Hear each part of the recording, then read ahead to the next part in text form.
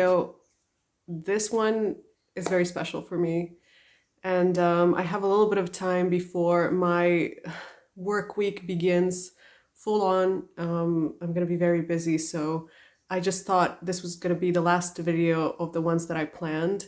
And the topic is really interesting, and it's something that I think it will help you a lot. So in the beginning, I just wanted to ask you two things. The first one is to subscribe if you haven't.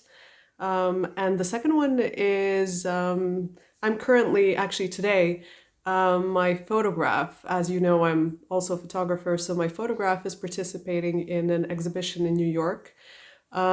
This is a photograph of New York being presented in New York, so I'm very excited. And there is a voting going on. So if you can, please go to the webpage of this photo collective that I'm a part of. And there you can like my photographs. So the photographs, I think the ones that have most likes are going to be published in a book. As you've probably seen by the title, today we're going to talk about acting and something that's called the interview technique. This is a technique that I've been recommending for since the beginning of my teaching days.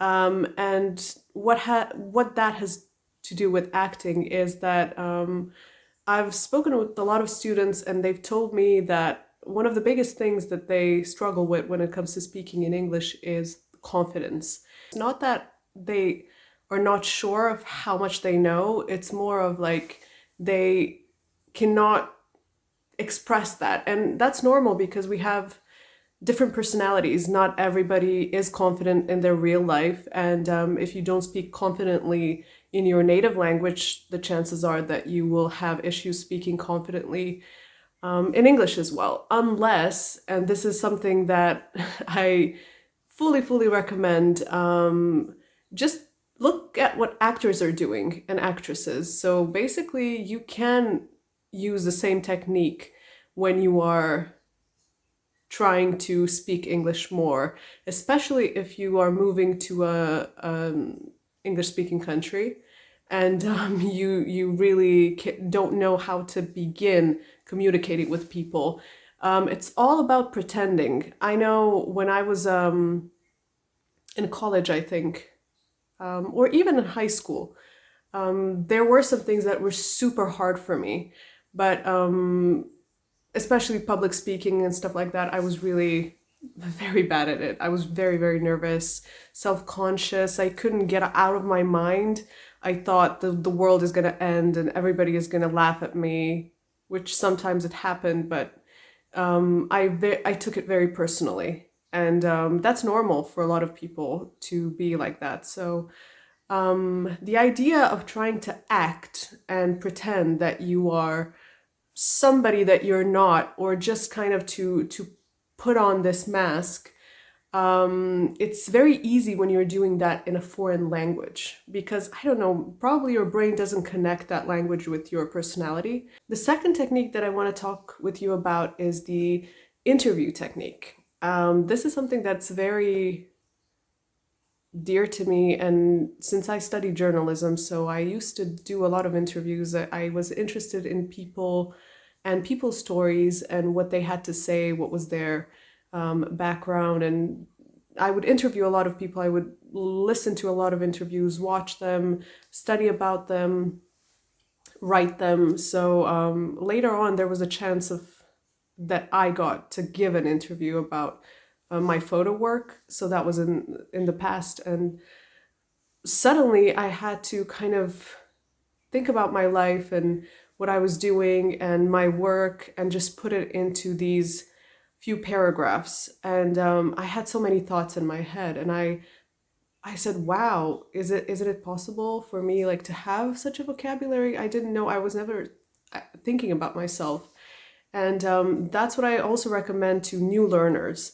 So if you don't know how to present yourself, if you've never done that before, if you need to present yourself to somebody in a foreign company, university, whatever it may be, it would be good to practice that by yourself in you can do it in front of people, but if you feel more confident, you can also do it in an empty room. Just the point is to talk out loud and to kind of first have a little bit of a break and think about yourself and think about your past, in that sense. And then when you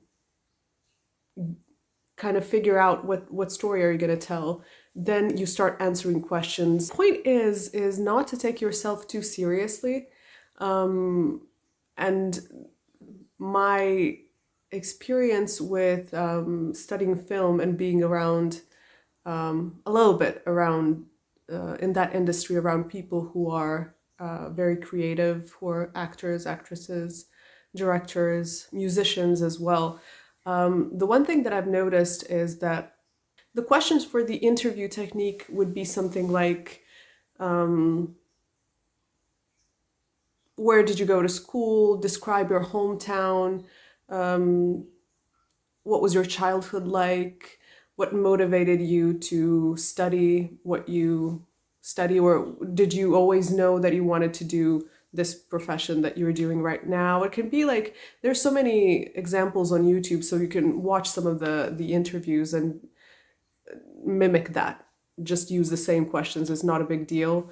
It's not like somebody's going to see it. This is just for your own practice. And when you loosen up like that and you do it a couple of times, you will see how much more confidence do you get actually when you are speaking with somebody about yourself. So you can start from there and then go on about speaking about something else. And but I think we know ourselves best, so it's always nice to begin from your perspective and from your background and from the experience with my students. I know that a lot of them actually are so busy and they don't think about themselves that much. So they, when I ask them like, what is your favorite movie or what did you listen to last, they don't know what to say because they don't think about that or they don't memorize it.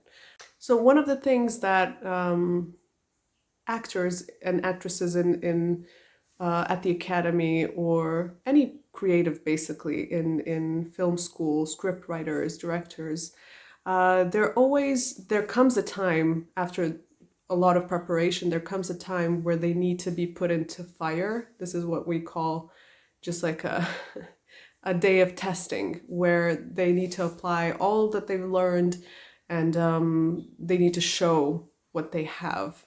And this is a very stressful moment for everyone because sometimes your scholarship depends on it, sometimes your whole career depends on it, and you're very self-conscious, you're very, maybe like somebody that you know is in the audience, and it's not easy definitely for a lot of people just being criticized for the first time publicly. And this is that moment that really fascinates me because some of them can actually really push aside their personality and be somebody else for that brief amount of time. And some of them, and that's easily recognizable, some of them cannot. And so this is something that we call talent. So somebody that has talent can easily be switched and they can just go into the character. And other ones cannot do that so easily. So they need more time and they need more preparation. So now because of Corona and everything that's happening, we have this opportunity to speak more online, and this is less pressure. If you're using Zoom or Skype or any other communication tool, you have just your face visible, and it's very, very private, very relaxing. So you don't have that much pressure of actually talking to real people and getting to know them and so on. So I think it's this is a great opportunity to try to pretend and act when you're speaking English, and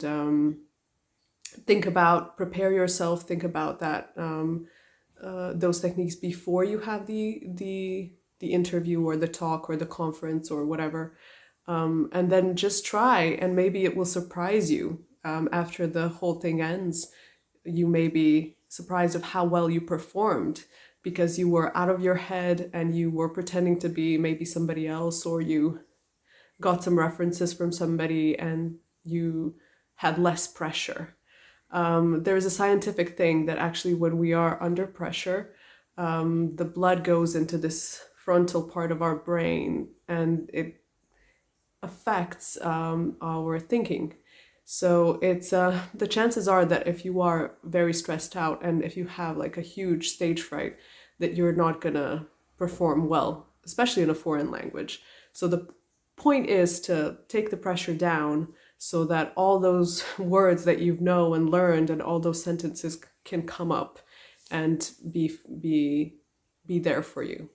Somebody who is kind of anti-performer, never even tried it, or you don't like it, you cannot like even imagine that situation. You've probably watched some TV shows and movies. We've all done that. Or of course you read books maybe about your favorite historical characters. It can also be something like that.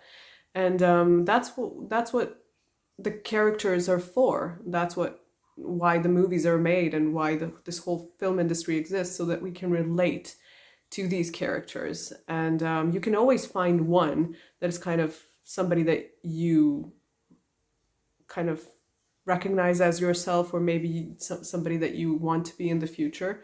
And you can learn from that just by looking how they behave and how they speak. If they speak in English, that's perfect. You can just kind of mimic that style and try to incorporate some of your sentences into that. And the more you watch it over and over, our brains are so when we're children, we learn by mimicking.